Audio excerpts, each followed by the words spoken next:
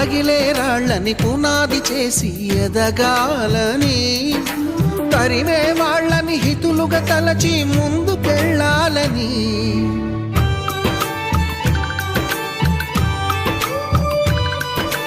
కన్నుల నీటిని కలల సాగుకై వాడుకోవాలని, కాల్చే నిప్పుని ప్రమిదగా మలచి కాంతి పంచాలని, గుండెతో ధైర్యం చెప్పెను, చూపుతో మార్గం చెప్పెను, అడుగుతో గమ్యం చెప్పెను.